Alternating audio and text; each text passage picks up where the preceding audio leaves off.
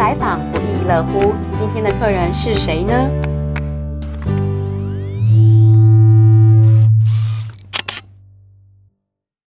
？Yvette Isaac 博士是 Roads of Success 成功之路的创始人，总部是设在美国的非盈利组织，于2017年获得联合国经社理事会特别咨商地位，致力于为全世界讲阿拉伯语的人们提供改善生活的媒体和活动，以妇女问题、人道主义和残疾人权利为中心。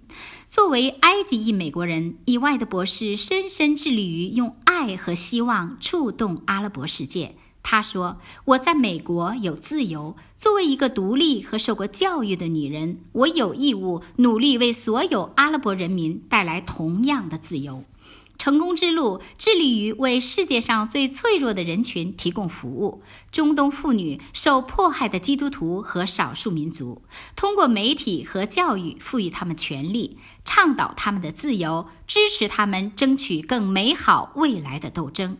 今天谁来做客？邀请到Yvette博士与华人社群来分享最真实的阿拉伯世界故事。观众朋友大家好，我是 Ann， 欢迎收看谁来做客。今天很开心为您邀请到 Dr. Yvette Isaac 来到我们节目当中做客。Welcome to our show, Yvette. Thank you so much for inviting me. No problem. So at the beginning of the show, can you briefly introduce Roads of Success to the viewers? Sure. Roads of Success is a non-profit organization based in California, and it's focusing on empowering women and persecuted Christians in the Middle East and the minority also, because we all know about what's happening now. Yes. So we focus on 4 programs. One, empowerment. The other one is advocacy, that we take their stories and we share it with government officials around the world. And also humanitarian aids. So we send containers, we send medical missions, we established a clinic in the camp where the people are suffering and they've been displaced from their homes. And we are causing awareness around the world. That's so very important. It's very important. Thank you so much for opening this platform so the Chinese people all over the world and the Asian people around the world will have an idea about what's really happening there. Yeah, that's so true. So what's your vision? Our vision is to empower women and the persecuted Christians and minorities in the Middle East. Right. Why? Because the woman is influencer in her house and in her society and her church. Wherever she goes, she can influence the society around her, especially her home. Yes. So raising the children Definitely. with values, with principles, raising the children with a different mindset that they can change the society. And instead of being the victims, they can be the victors. So we can end all of the atrocity and all of the abuse of Christians and women around the world. Yes. So when did you start the Road of Success? We started Roads of Success in 2007. Wow. Is there any particular reason that you wanted to start it? Definitely. First, it's a calling. When God wants you to do something, He will put it in your heart. And He will always combine it with biblical verses that it can, you know, it's not a good idea that I have. Yeah, not just your own idea, it's from God. It doesn't work if it's your idea, because if it's your own idea, it will have a limitation. Sure. But, you know, since I was a little girl, I was so influenced by Isaiah 19. Isaiah 19, it talks about 3 nations. Egypt, Assyria, Egypt, and then Israel. And the Bible said that there will be a highway. And the Chinese people have this in their heart. And they call it the Back to Jerusalem movement. Yes. The Back to Jerusalem movement is the call of God for this hour and for this time. But when we read in Isaiah 19, we will see the order that God gave. He says, Egypt, Assyria, Egypt, then Israel will be the third. So if we follow the order of God, it will start with Egypt, with the Egyptian people. And then it will go to Assyria. What is Assyria? Assyria, many people will think it's Syria. Syria is part of Assyria. But Iraq is Assyria. Yes. Egypt is not Assyria. Lebanon is Assyria. Jordan is Assyria. Syria is Assyria, for sure. Yeah. And lots of biblical history around that and promises of God around that. And God has made a covenant with Abraham. Yes. And this covenant, wherever he goes, this covenant is covered. And he went all over this area. And probably the map is showing this. And we can see it, and we can see the three. Right. And it's in the Bible. It is. And God is calling all of them with a very special name. Sure. He said, the Egypt, my people. Assyria is a work of my hand. Israel is my inheritance. Yes. So they all have values. And we're building this beautiful highway that God Yeah, so wants we can go to back to the Israel, right? Exactly. So we can all go back to Jerusalem. Right, right. So you already feel the calling when you were young. You were so passionate about this land. Yes. That's really amazing. Yes. I had my mother taught me from the Bible Yes. what's in the heart of God. Right. And she will just put me in front of the mirror and she will say, start to speak and imagine many people are watching you in front of the mirror. Yes. And this is the calling.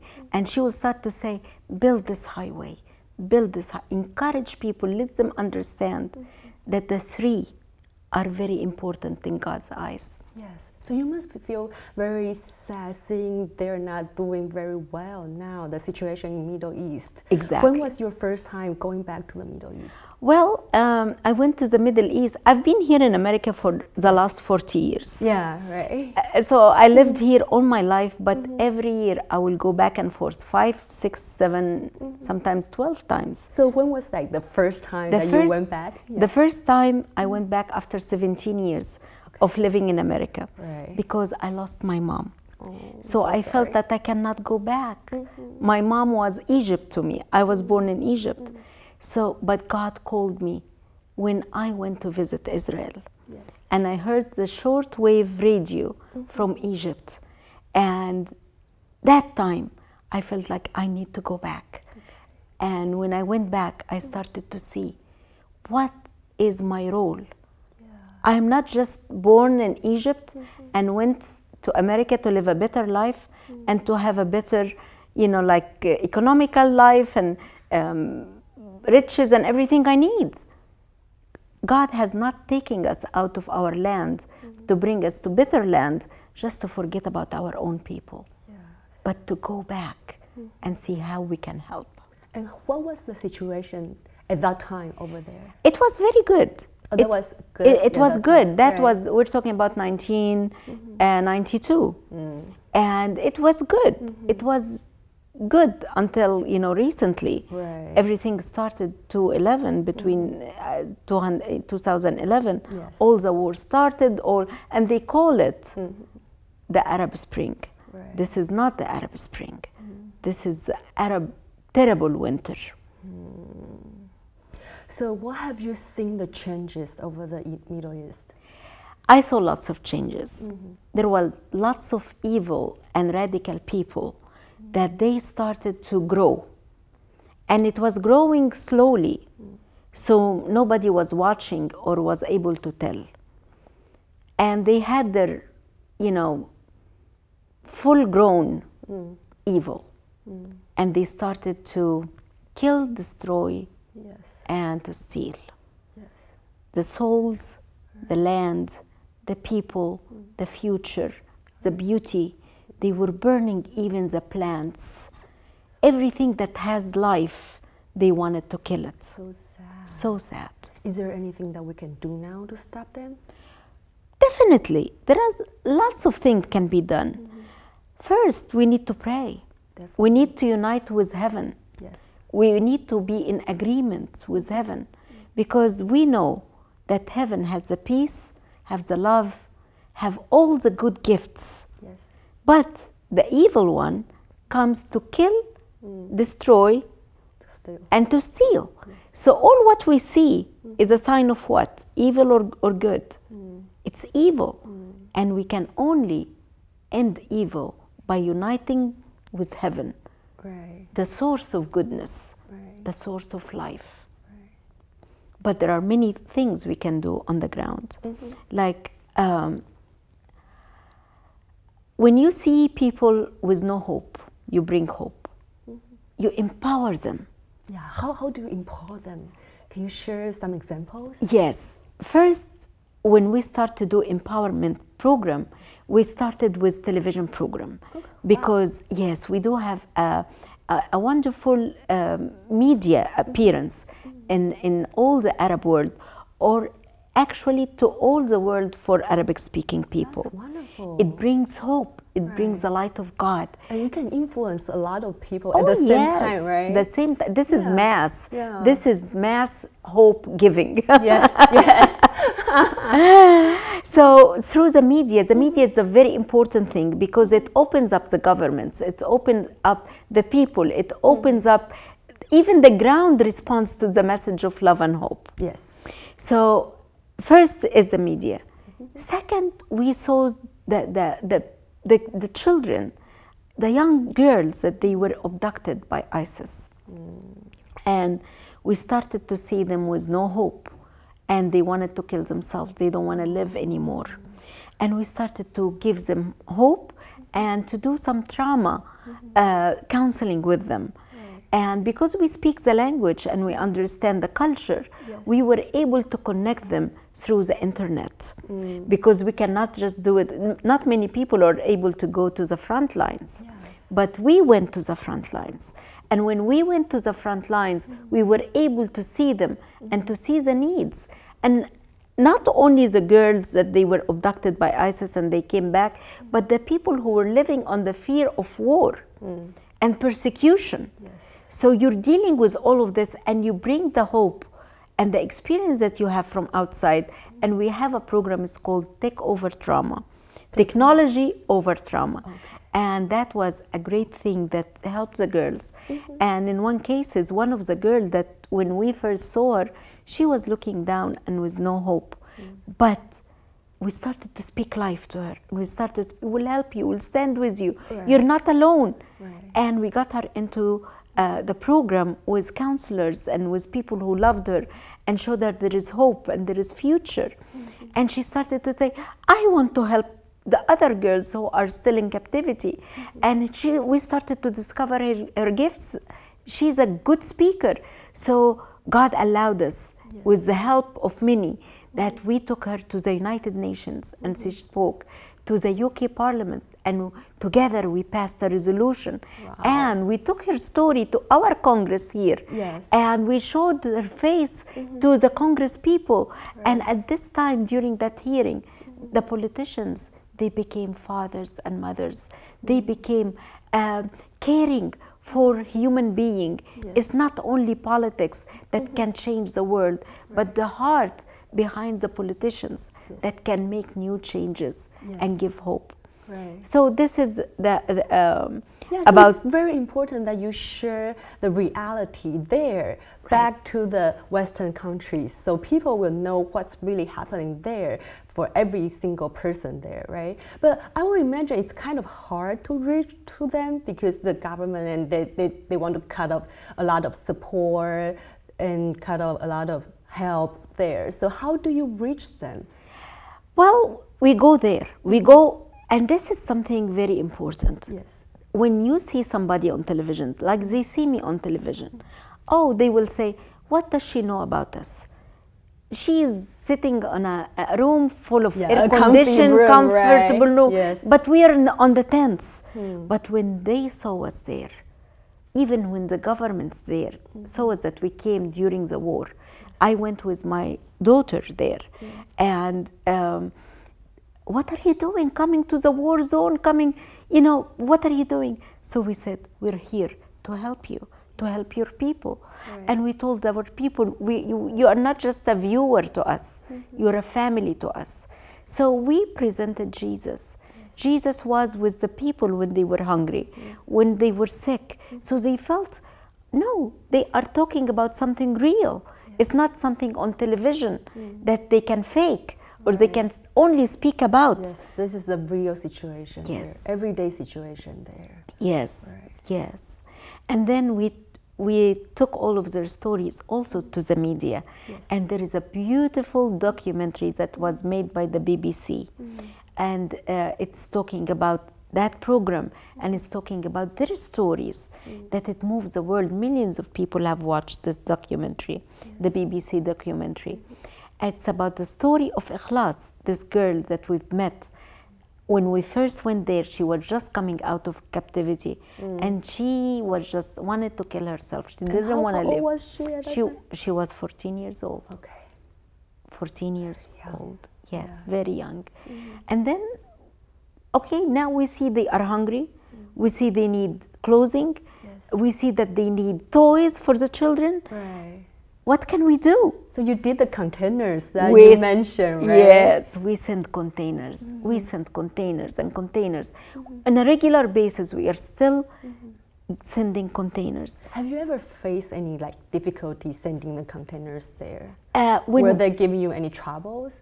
so far, no. Oh, that's So far, because the governments, they know us from the television. Yes. They know that we're doing good and we have the heart to do good.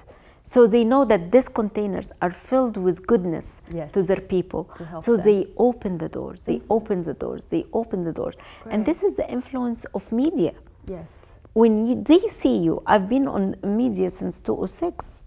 So I'm a guest in their homes all the time. So they related. Why she loves us that much that she will come to us in the time that nobody will come to the countries of war? And this touched them and made a huge difference. So they want to work with you because Exactly. you are the one who really cares about them. Right, right. In Syria and in Iraq, and we do have work in Egypt too, Right. with the people. Do you see any difference in these three countries? Oh, The huge situation? difference. Yeah. Yes, Can you share a little bit with us? Yes, like there is a war zone, and there is a land that it's getting out of trying to flee what happened to the other countries. That's the situation with Egypt. Everything that happened in Iraq and Syria was planned to happen in Egypt. But God saved Egypt through this wonderful president that we have. This president have worked so hard, and he just learned from everything around him to protect his people. But the people are suffering because it was lots of attacks on Egypt, attack after attack after attack. So the country is trying to get out of all of this attack and to be built. So we are there to help building the country and to be part of the building and giving hope to the people. Probably they can't see the results, especially economically, but there is hope. We have found oil, we have found this, and there is no people that they will steal all of this because the government, the president, and the people who are working with him, they are really against anything that has no integrity. But we need the world to come and help and push and push. So we help the government and we help the churches, we help the people, we help the poor people, not because the government is making them poor. Yeah, it's just, Just the situation. Right. But they are doing the best they can. The opposite is in Syria and Iraq. It's a war zone, war zone, war zone, war zone. Evil, you can see evil at their worst. With women, with children, with men and women. The land, like I mentioned, I went to a place in Homs in Syria. They were burning all live tree and all live plants. All live plants. Why plants? I don't understand. Because they are against life. They are against life. They hated life. And plants carry life. Yes. So we are the people of life. We are the people of hope. We send that hope through the messages on the media and through messages, living messages on the ground. When a child will have a toy. I'll tell you a story, you know, really touched me. The children in Syria, they did not have any toys. For a long time, the children that they were born after the war, they did not see toys. They only watch it on television whenever they have 2 hours of television and electricity during the day. And the older one lost their toys. Yeah. So I went there and I felt like I need to bring joy to the children. Yes. And I talked to the people, the leaders there, and they said, well, just bring them clothes because they are cold and it's very cold, and help us with clothing. You think about clothing, food, right? The essential things. Yes. But I felt, no, go with toys. We took toys, we bought toys from the countries around and we took them there. Okay. Not knowing that the children went to the Sunday school teacher and they told her, is there any hope that God will hear our stories and bring us toys? We need toys. So those toys, they were an answer to their cry to God. Send us toys, we need toys. Right. And those toys brought lots of joy. And the Sunday school teacher asked them, can you put your requests in writing before God? Say, I want a truck, I want a baby doll, I want a kitchen, I want this. Everybody put your request. What kind of doll do you want? And God in His love and His mercy, when we received all the toys, they started to separate the girls' toys and the boys' toys. And they put their names, and each and every one got what they asked God for. That's so amazing. Yes. Wow. Yes, and we have it on a clip. Wow. And everybody was just like so happy knowing the seeds of faith and hope that it will be installed in the heart of the children during the time of war. Yes, and God answers all the prayers. And God answers all God the knows. prayers. Exactly. And I shared this story with the toys maker in China. And one of the greatest Chinese toys factory, they donated 10,000 toys. And it went to where there is destruction. And they started to go in the destroyed homes and say, we have toys, come and line up. And they start to give them the toys. So it's all of us working together. It's not me alone. It's not you alone. It's the one who heard the story and his heart moved and he sent 10,000 toys. And he sent the money to ship it, and he sent the money to distribute it. Everybody can do something. And those who donate to have the programs going so they can hear the sounds of hope and joy all the time. Definitely. I think so today when our viewers hear the stories and hear the situations there too, they want to do something too. So what should we do? What can we do? The most important thing is to pray and to lift the request and those people to God. Don't just watch the news and say, oh, poor them, they are too far. No. They are your brothers and sisters. We only have one Creator, created all of us. And if you are Christians, they are your brothers and sisters based on the Bible. Number 2, financial help. Financial help, monthly donations. The monthly donations, because we serve in all of these countries on a daily basis. So we send every month allocated in different things. We help also the people with difficult cases, health cases, surgeries, medications, and we have built a clinic in the midst of the camps in Iraq to help the people. We've built playgrounds so the children can have a place to play and just to enjoy it, because the suicidal rate was reaching the top. So we started to say, okay, we are building this with our brothers and sisters who donated the money to build this. So it's not like one person can do it all. So the monthly donation is a call to action. Even if you cannot afford monthly donation, you can say, okay, I have this one time. So financial donation is very important. The other thing, donations of goods, like the man who donated 10,000 toys.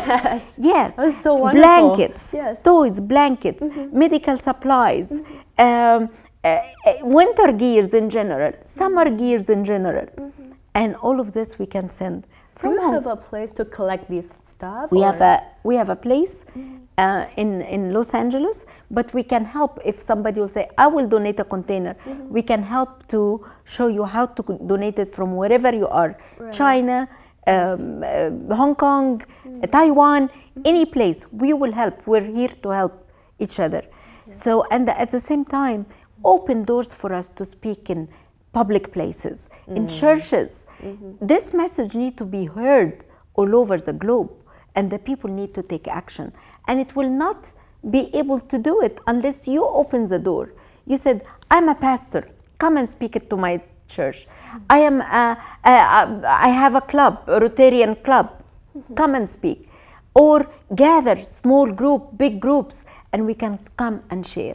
So opportunity to speak, Right. monthly donation, Yes. items to be donated, and prayers. Definitely. So for the future, what do you think Road of Success is going to do that matters the most for the Middle East? Giving hope, building what the enemy has destroyed. Building, we are called to build hope, to build cities, to build people, to build everything that the enemy destroyed, to build that hope in a tangible way. Bring businesses to them so they can have sustainable living. Yes. How can you cannot just keep sending money or Yes. sending food or You want sending to help items. them, really help them, right? If you don't work, you don't have hope. In a certain time, you keep sending this because there is no chance. Yes. But the war will end, and it's ending. Start businesses, start projects, start to give hope. Increase media to teach them how to deal with this new life, how to deal with this transaction. Right. Transform the societies instead of being a victim. Oh, this happened to us. No, you still have hope.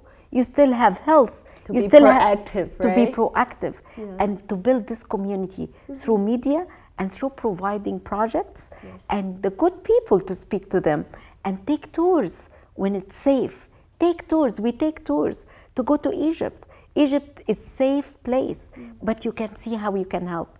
Many Chinese people and many people from Asia, they would love to start businesses in the Middle East. Definitely. Come with us.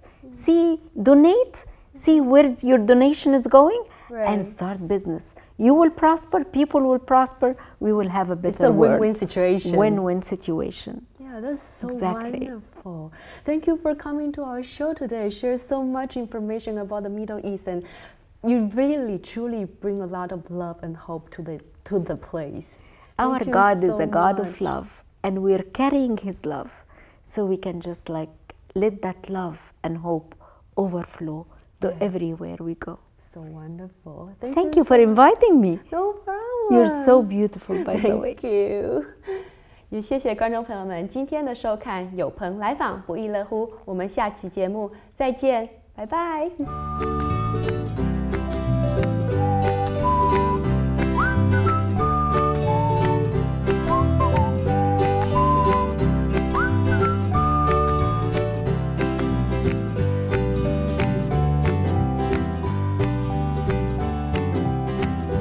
有朋来访不亦乐乎。